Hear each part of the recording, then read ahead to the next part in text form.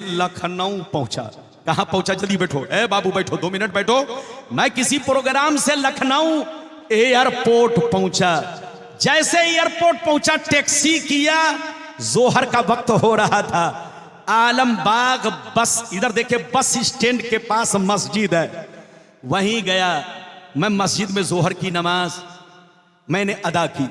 जब नमाज पढ़ के निकला तो देखा, इधर देखिए, देखा कि कुछ लोग मकड़ी के जाले की तरह टोपी पहने हुए, इधर देखिए मकड़ी के जाले की तरह टोपी पहने हुए और पाजामा बहुत उठाए हुए लोग बिरयानी खा भी रहे थे और लोगों को खिला भी रहे थे। इधर देखिए, जैसे मुझ पर नजर पड़ी तो कहा, आइए मौली साहब आप भी बिरयानी खा लीजिए।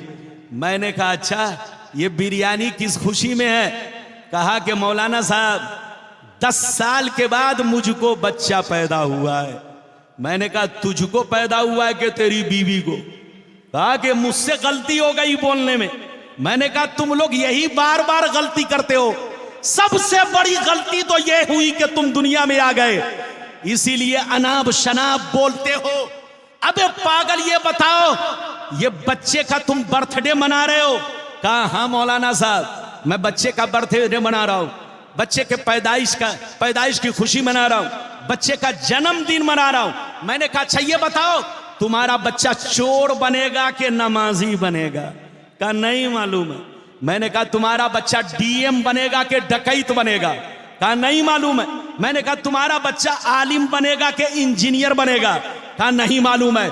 मैंने कहा अबे पागल की औलाद, जिस बच्चे का फ्यूचर तुमको मालूम नहीं, जिस बच्चे का मुस्तकबिल तुमको मालूम नहीं कि चोर बनेगा कि डकैत बनेगा, शराबी बनेगा कि नमाजी बनेगा, उसके पैदाइश की खुशी मना रहे हो, केक काट रहे हो, लोगों को बिरयानी खिला रहे हो, जिसके फ्यूचर की तुमको कोई खबर नहीं। और जो नबी दुनिया में सारी मखलूकों के मसीहा बनकर आए, रहबर बनकर आए, जो नबी दुनिया में ना आते तो ये आसमान और जमीन नहीं होती। तो जिस नबी के सदके में हमें कुरान मिला, जिस नबी के सदके में हमने रब को पहचाना, जिस नबी के सदके में हम अल्लाह से जुड़ गए, उसी नबी की पैदाइश के मौके से, विलादत शरीफ के मौके से हम अगर बिरयानी बनाते हैं तो तुम फतवा लगाते हो, कहते हो शिर्क है। अगर यहां शिर्क है तो बच्चे का बर्थडे मनाना भी शिर्क होना चाहिए। लेकिन वहां फतवा तुम्हारे दोबुर में घुस जाता है। अरे बोलो, वहां फतवा तुम्हारा दोबुर में घुस जाता है और यहां पर फतवा मार्केट में घूमने लगता है। तौबा करो तौबा, कान खोलकर सुन लो। तुमको माँ बाप से मोहब्बत है, माँ बाप का बर्थडे मनाओ। तुमको औलाद से मोहब्बत है, औलाद का बर्थडे मनाओ। लेकिन हम सुन्नियों को मुस्तफा से मोहब्बत है, हम मुस्तफा का बर्थडे मनाएंगे, मुस्तफा के पैदाइश की खुशियां मनाएंगे, मुस्तफा की मीलाद मनाएंगे। चाहे तुम जलते रहो, चाहे तुम सर पटकते रहो, कोई फर्क नहीं है। बोलो, नबी के नाम पर लंगर बनाना, फातिया देना, रोजा रखना, नियाज देना, सब हदीस से साबित है। इतनी बातें आपको समझ में आ गई होंगी। अब आगे चलिए, नबी का इधर देखिए, मेरे नबी का चेहरा कैसा था, मेरे नबी का हुस्न कैसा था। बयान करूंगा तो घंटों लग जाएगा। मेरे नबी का चेहरा मोरा कैसा था, दंदाने मुबारक कैसे थे, बाल, बोलो बाल मुबारक कैसा था, हाइट कैसी थी। अगर ये सब सुनना चाहते हो तो ऐसे नहीं सुनाऊंगा, जल्दी जल्दी, ताकि वक्त बोलो ज्यादा मैं ना लूं और कीमती बात आप तक पहुंचा दूं। सारे लोग हाथ उठाकर बोलो सुभान अल्लाह, सुभान अल्लाह, और जोर से बोलो सुभान अल्लाह, और जोर से बोलो सुभान अल्लाह, माशाअल्लाह। गौर से सुनो, अल्लाह अल्लाह। तिरमिज़ी शरीफ जिल्द सानी बाबुल मनाकिब सफ़ा नंबर 204 की हदीस सुनो। अन अली इब्न अबी तालिब रज़ियल्लाहु तआला अन्हु क़ाल लम यकुनिन नबिय्यु सल्लल्लाहु अलैहि वसल्लम बित्तवील वला बिलक़सीर शबनल कफ़ैन वल क़दमैन दख़मर रास दख़मल क़रादीस तवील मसरबा इज़ा मशा तकफ़ा कअन्नमा यनहत्तु मिन सबबिन लम अरा क़ब्लहु वला बादहु मिस्लहु सल्लल्लाहु अलैहि वसल्लम। जोर से बोल दो सुभान अल्लाह।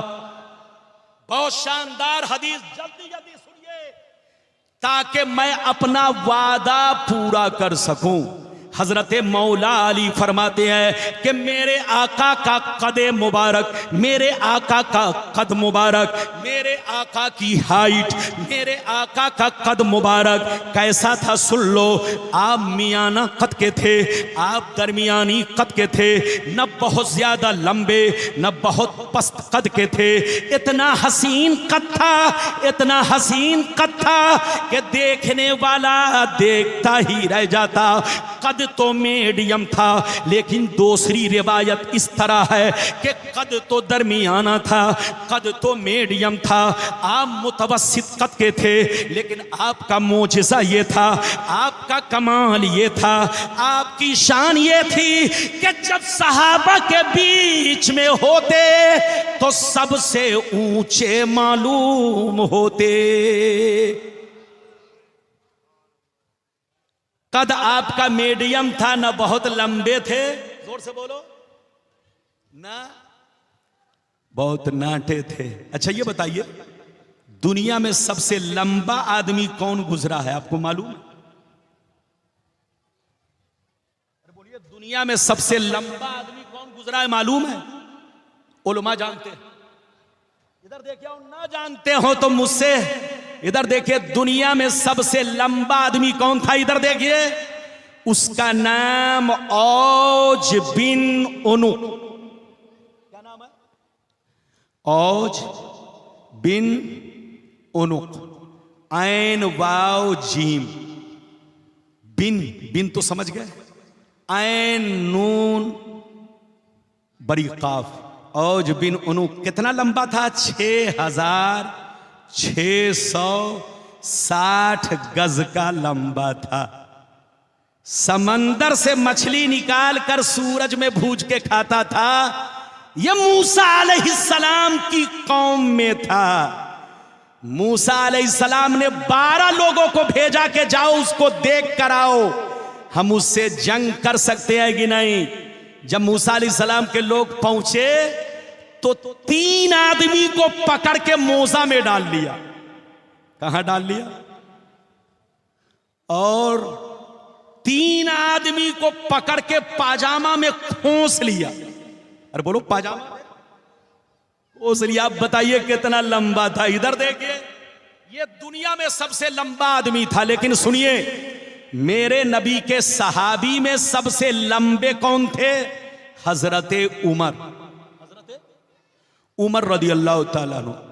इधर देखिए, एक रिवायत यह है कि मेरे नबी का कद तो बहुत उम्दा था, दरमियाना कद के थे, मीडियम कद के थे। लेकिन एक रिवायत इस तरह है कि जब मेरे नबी सहाबा के बीच में होते, यहां तक के उमर भी सामने होते, तो मेरे नबी देखने में उमर से ऊंचे मालूम होते।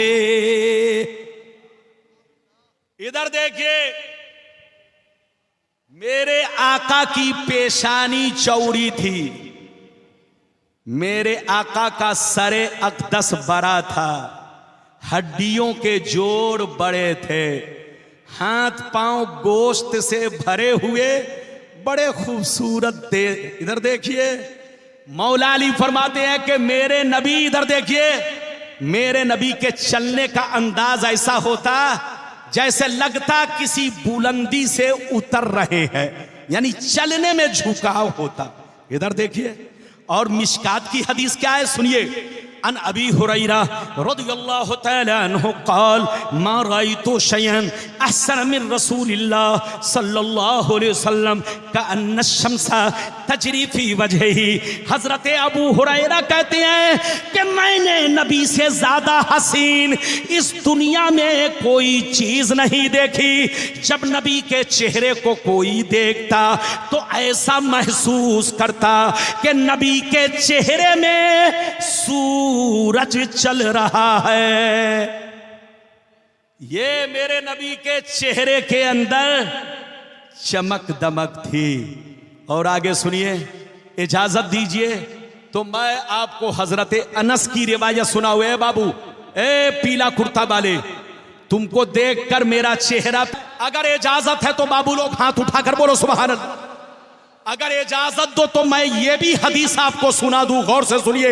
मिशकात शरीफ जिल्दे सानी बाबू फज़ाइल सय्यदुल मुरसलीन सफ़ा नंबर 516 अन अनस इब्ने मालिक रज़ियल्लाहु तआला अन्हु क़ाल काना रसूलुल्लाह अज़हरल्लाह काना अरक़हुल लुलु मा मसस्तु दीबाजतन वला हरीरन अलयन मिन कफ़ रसूलिल्लाह वला शममतु मिस्कन वला अंबरतन सल्लल्लाहु अलैहि वसल्लम। हजरत अनस कहते हैं मेरे सरकार का चेहरा इतना चमकदार था, इतना रोशन था कि जब गर्मी के मौसम में आपके चेहरे पर पसीना आता तो देखने वाले को लगता कि आपके चेहरे पर मोती की लड़ी है। इधर देखिए, हजरत अनस कहते हैं कि नबी का हाथ मुबारक इतना नर्म था कि आज तक मैंने रेशम को भी इतना नर्म नहीं पाया।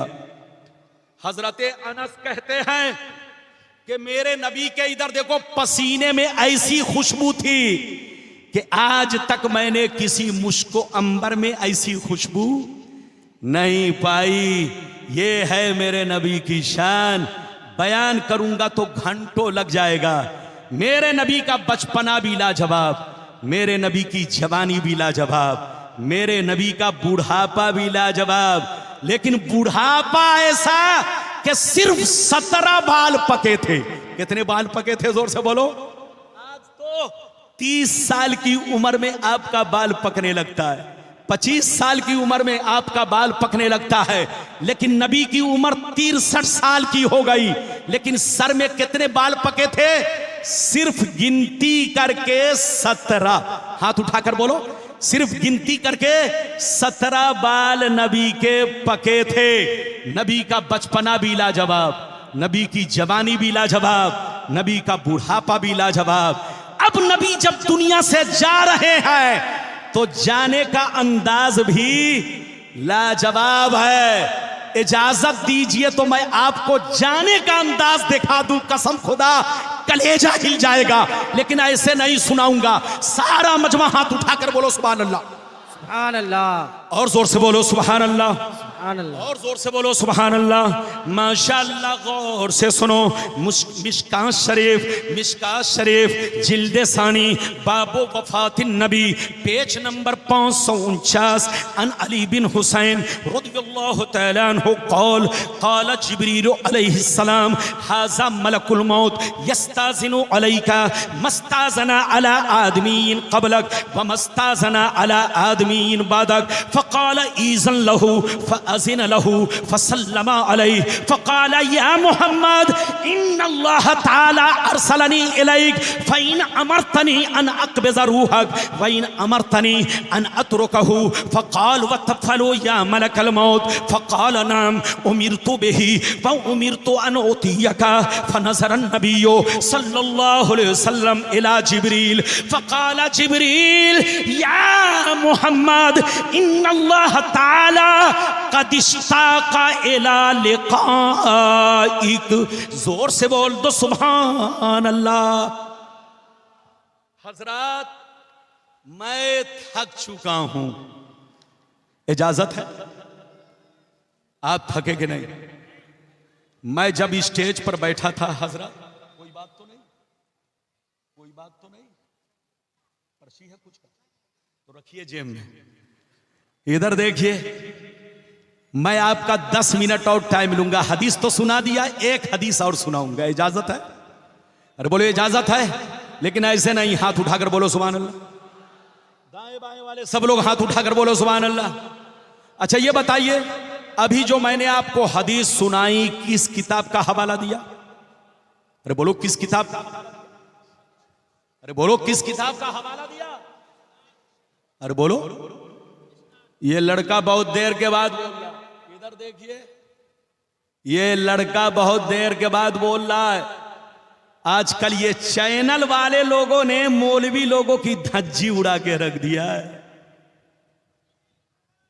मौलवी के मुंह से अगर निकल गया कुत्ता तो उसकी तस्वीर बनाकर कुत्ता बना दिया। मौलवी के मुंह से निकल गया बकरी तो बकरी की तस्वीर बना दिया। ये सब गलत मत करो, ऐसा मत करो। चैनल चलाओ लेकिन अपने उलमा की तौहीन, अपने उलमा को इज्जत दो।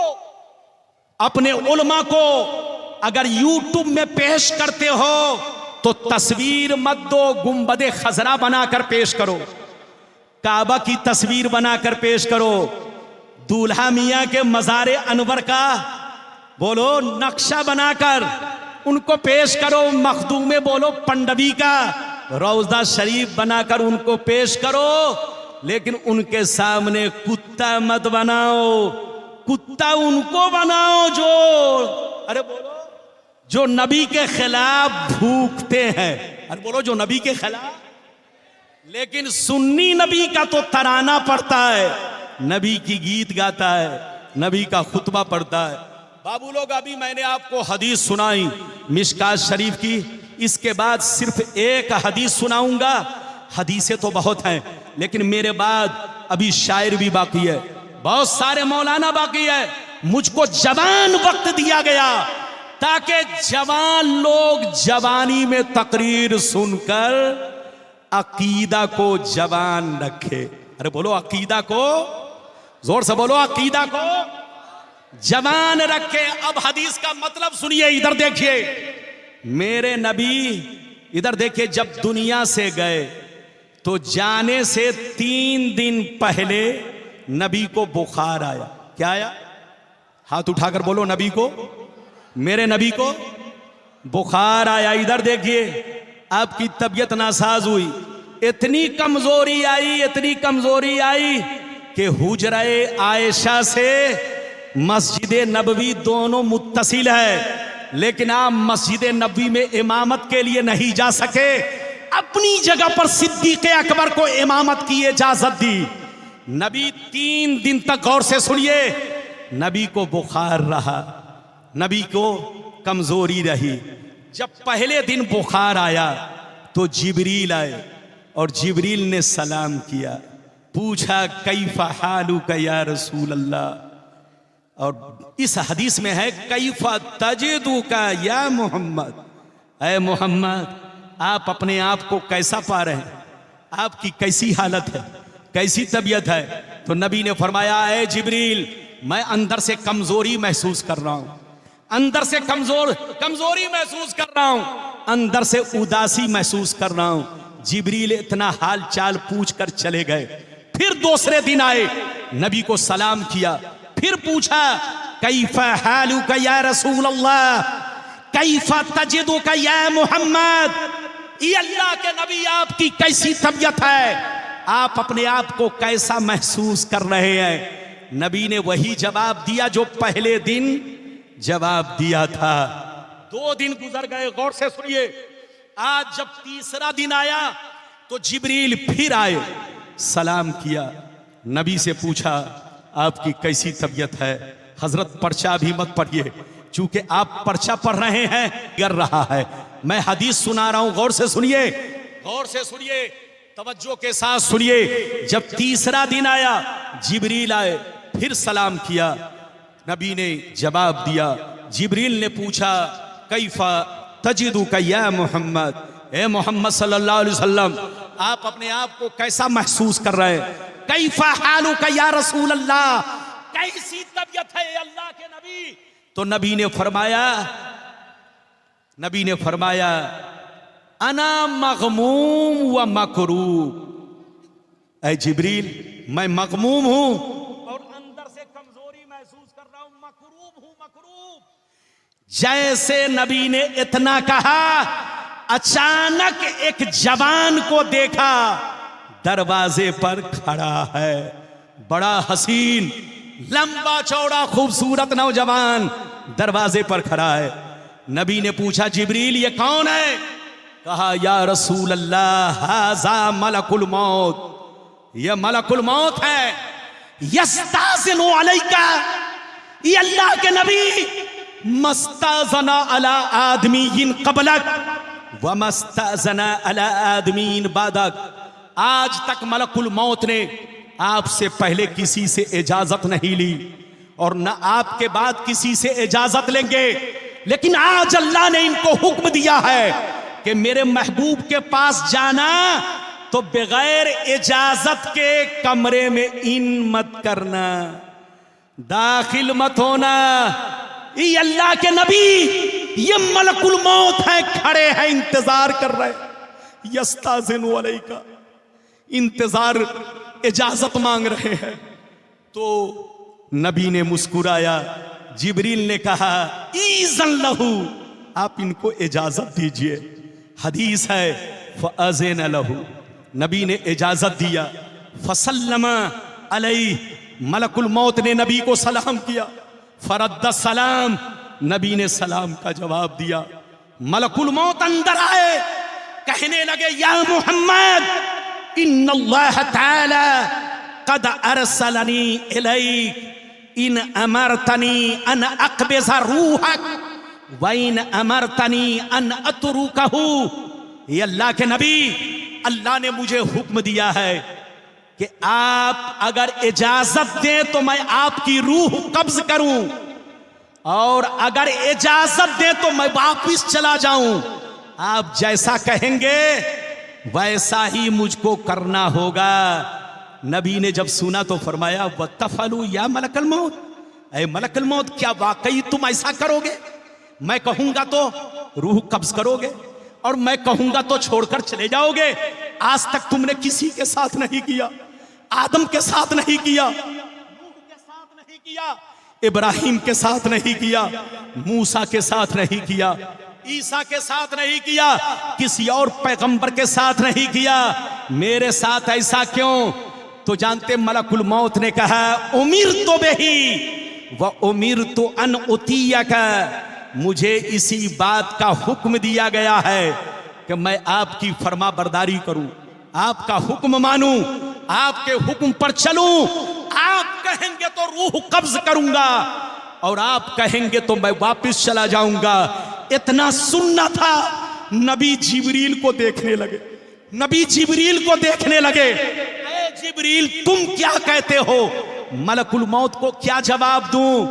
जैसे जिब्रील ने नबी का चेहरा देखा तो जिब्रील मचल कर कहने लगे या मोहम्मद इन्नल्लाह ताला क़द इश्ताक़ इला लिक़ाइक।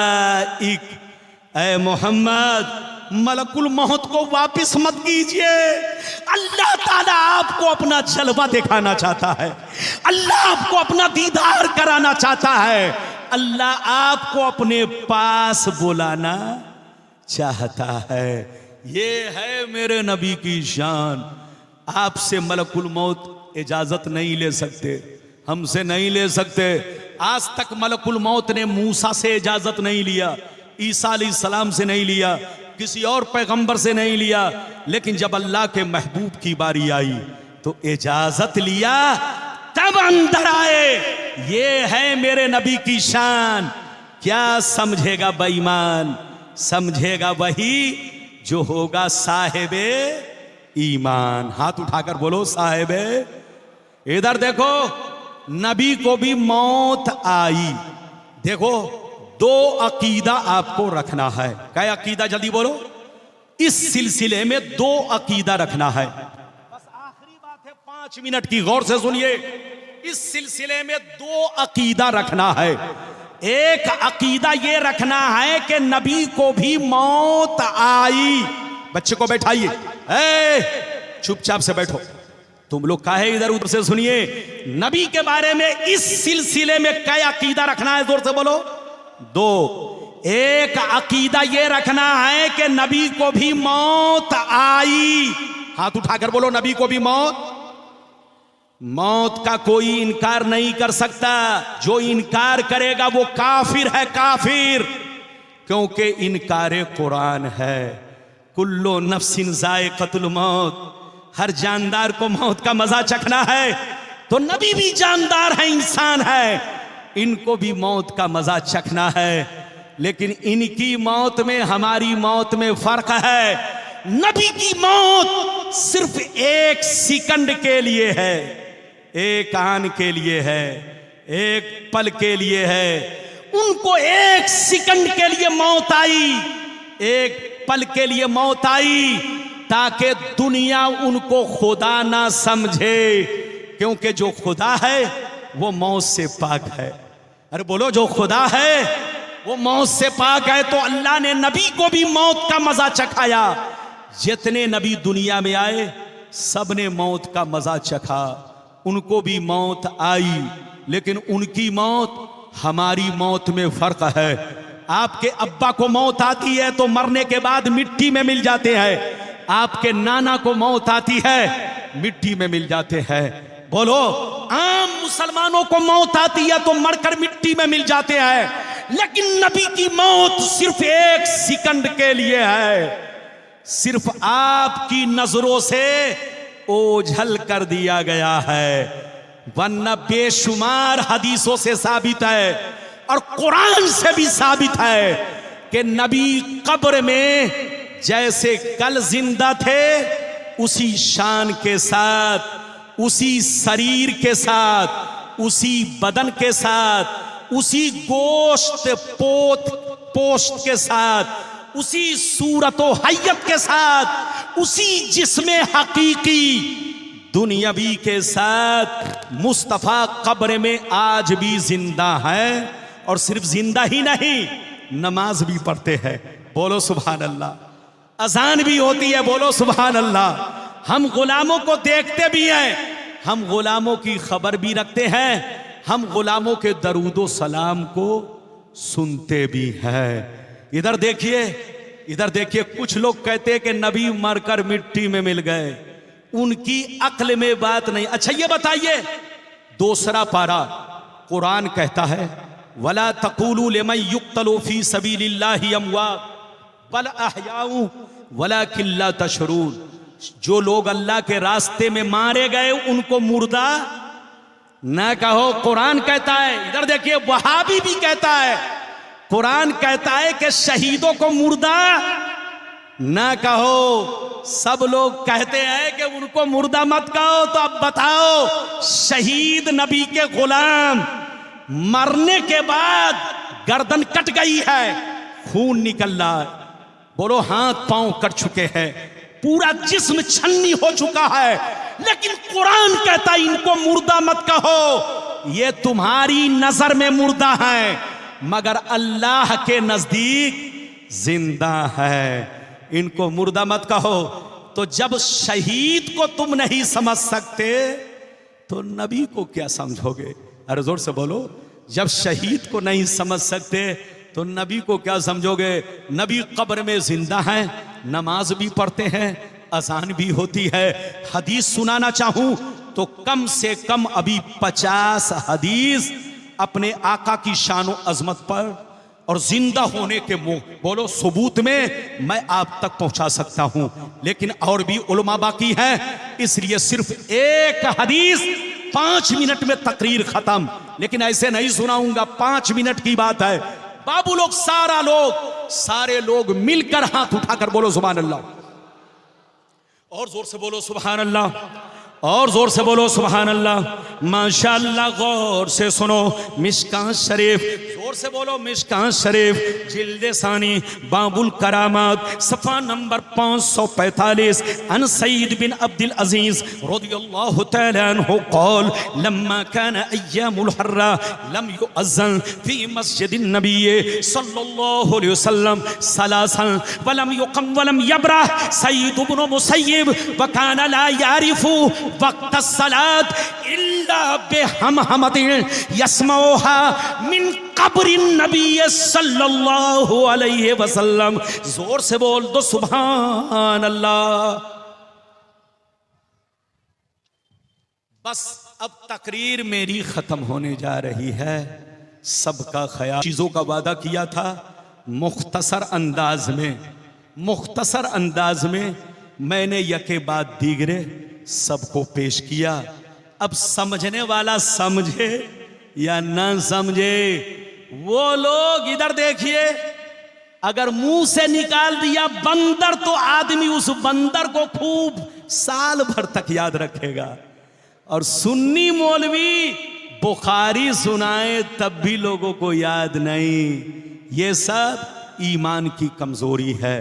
अपने उलमा की बातों को ध्यान से सुनो, मोबाइल में रखो या ना रखो, दिमाग में रखो, ताकि कोई तुमको गुमराह ना कर सके। आज हर गली में दज्जाल घूम रहे हैं।